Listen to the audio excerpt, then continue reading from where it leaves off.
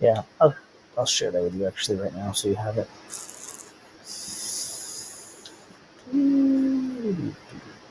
Just kidding. Let's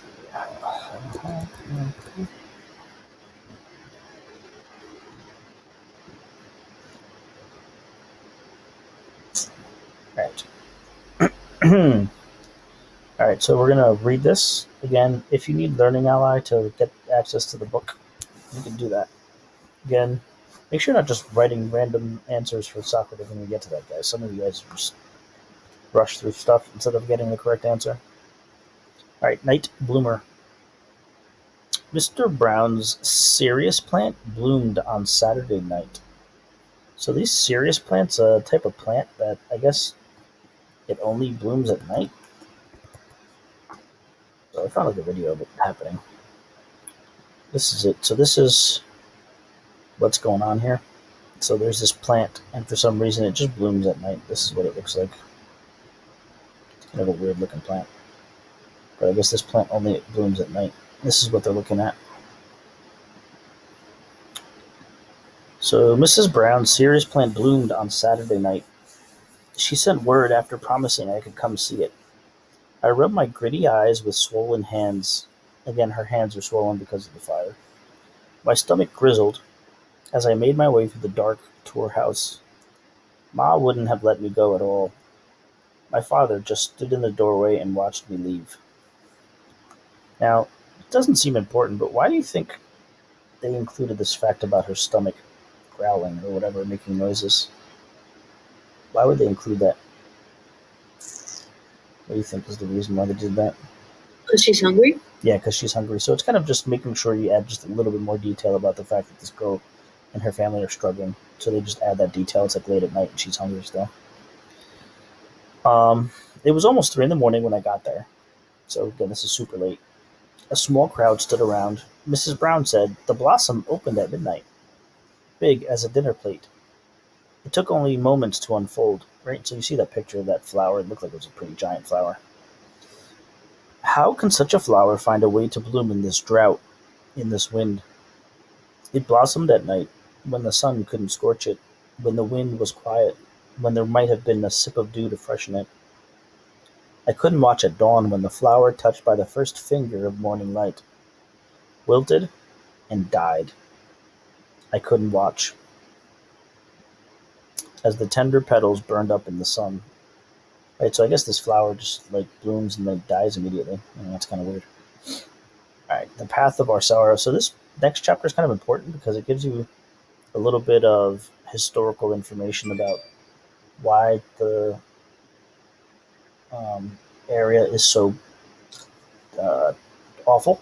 Right, so you've been reading like information on the dust storms. This also gives you some other background, some other historical information about what was going on. So remember, the Great War was World War One. So it says, Miss Freeland said, during the Great War, we fed the world. So again, so you might not know this, so I'll just give you a little bit of information. So World War One was again a war with the entire world, essentially, right? So everyone was fighting. But all of the fighting did not happen in the U.S. There was no World War One or World War Two for the most part in our country. All of the battles were fought overseas. So because the war was being fought in these other countries, a lot of those countries were not able to get food for themselves because they're too busy fighting. Plus, a lot of their land was just getting devastated and destroyed. So, because of that, the United States was basically our farmers were working double time to sell our own food to them. So it says during the Great War, we fed the world. We couldn't grow enough wheat to fill all the bellies. The price the world paid for our wheat was so high, it swallowed our wallets and our heads, and we bought bigger tractors, more acres, until we had mortgages and rents and bills beyond reason. So again, this is showing you another problem that happened. Everyone was making so much money that they started building up their own farms super big, and then eventually they had so many bills because of that. But we all felt so useful that we didn't notice, right? So because you're making so much money, you don't notice that things are eventually going to end. Then the war ended. Before long, Europe didn't need our wheat anymore. They could grow their own, right? So again, things go back to normal.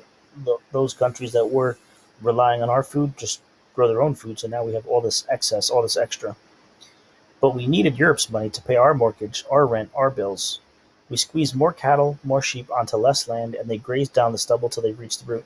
So this shows you another problem that happened, which is basically they were trying to make so much money that they put all these extra animals on the farms, and if you put too many animals in the farms, they destroy your grazing land. So again, that's one issue that caused problems. The price of wheat kept dropping, right? So because people don't need wheat anymore, the price is going to drop. So we had to grow more bushels to make the same amount of money. So in order to make profit for these farmers, they had to make double the amount that they were used to pay for all the equipment, all the land, and more sod that we plotted up. The drier things got up, the more the sod we plowed up, the drier things got. Because the water that used to collect there under the grass, biding its time, keeping things alive through the dry spells wasn't there anymore. So because they overplanted, they took all the water out of the ground, and again, more problems. Without the sod, the water vanished, the soil turned to dust, until the wind took it, lifting it up and carrying it away. Such a sorrow doesn't come suddenly. There are 1,000 steps to take you before you get there. But now, sorrow climbs up our front steps. This is an example of personification here. Right? Sorrow climbs up our front steps. Big as Texas, that's a simile. And we didn't even see it coming, even though I'd been making it straight its way for us all along. So again, this was a process, right? So these people didn't start off like poor, impoverished farmers who were struggling. It was like a process because they basically World War One happens. They grow lots of food. Then the World War One ends. They don't need all that food, but because they grow all the food, they had so many animals. The animals ate all the crops. The crops all start dying. They have to work. They have to sell more crops to make money. That causes more problems. The dirt gets all dry. They have no water, and then like dust storms and stuff happen. All right. Hired work. My father hired on at Wireless Power on Tuesday, excavating for towers. So what I'm assuming this guy was doing back in the day is he was probably telephone poles that have the power wires and electrical wires and like phone wires. He's probably making that. That's what he's doing, my father. He said, "I'm good at dating," and everyone knows about our hole, knows he's telling the truth. He might as well as earn a couple of dollars. It doesn't look good for the winter crop. Earning some cash will make him feel better. I don't think he'll drink it up. He hasn't done that since Ma. It's hard to believe I once brought money into, even if it was just a dime now and then for playing the piano. Now I can't hardly stay in the room with one, especially Ma's. Right, so this girl used to like cherish and love her piano, and now she's like doesn't even want to be around it. Probably two reasons, right? So she probably can't play because her hands are messed up, and also it probably reminds her of her mother. Almost rain. It almost rained Saturday. The clouds hung low over the farm. The air felt thick. It smelled like rain. In town, the sidewalks got damp, and that was all. Those hands. The Wildcats started practicing this week. Coach Albright used to say I could play for the team. "You got what it takes, Billy Joe. Look at the size of those hands," he'd say. "Look at how tall." I'd tell him, just because I'm tall doesn't mean I can play basketball, or even that I want to. But he said I should play anyway. Coach Albright didn't say anything to me about basketball this year. I haven't gotten any shorter. It's because of my hands. And again, remember, her hands are burned up and swollen probably. My father used to say, "Why not put those hands to good use?" He doesn't say anything about those hands anymore. Only Arlie Wanderdale talks about them and how they could play piano again if I would try. Right, so again, you can kind of see like she's probably like been super depressed and hasn't been playing the piano, and nobody's like bothering her about it. Real snow. The dust stopped and it snowed. Real snow. Dreamy Christmas snow. Gentle, nothing blowing, such calm, like after a fever. Wet. Clinging to the earth, melting into the dirt. Snow. Oh, the grass and the wheat, the cattle and the rabbits, and my father will be happy. Right, so they finally get a little bit of precipitation, which helps them. Dance review. Vera Wanderdale. They don't say, but I'm assuming Vera Wanderdale must be like Arlie Wanderdale's wife. Vera Wanderdale is putting on a dance review at the Palace, and Arlie asked if I'd play a number with the Black Mesa boys. It's hard coming on to Christmas just me and my father with no ma and no little brother. I don't really feel like doing anything. Still, I told Arlie I'd try, just because it looked like it meant a lot to him. He said he'd be dancing then, so he needed a piano player, and Mad Dog would be singing, and he knew I'd just love to be connected with anything Mad Dog's doing. The costumes that Vera ordered came all the way from the city, she said. Special, the latest cuts. I wish I could go with her to pick 'em up. During rehearsals, Mad Dog comes off the stage after his number and he stands by the piano. He doesn't look at me like I'm a poor motherless thing. He doesn't stare at my deformed hands. He looks at me like I'm somebody he knows, somebody named Billy Joe Kelby.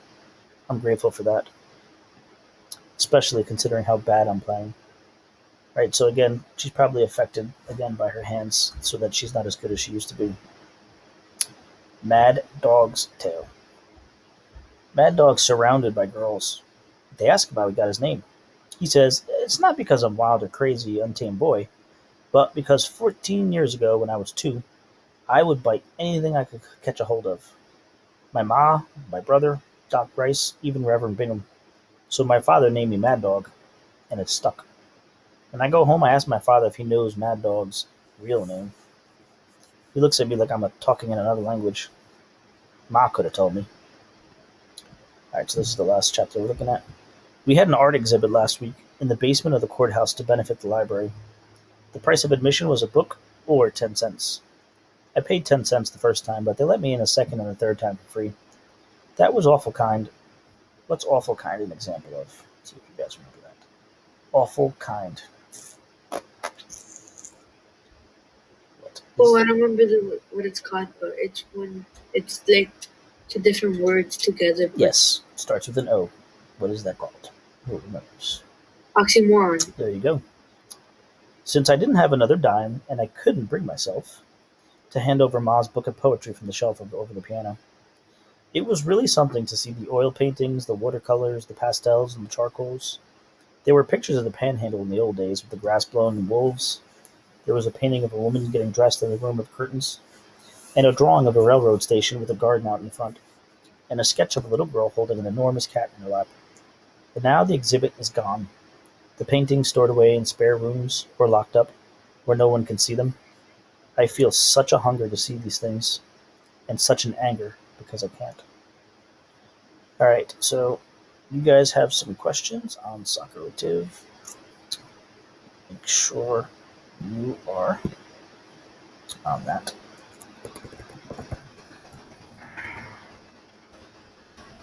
Good. That is decode, and I will attach this video if you need it.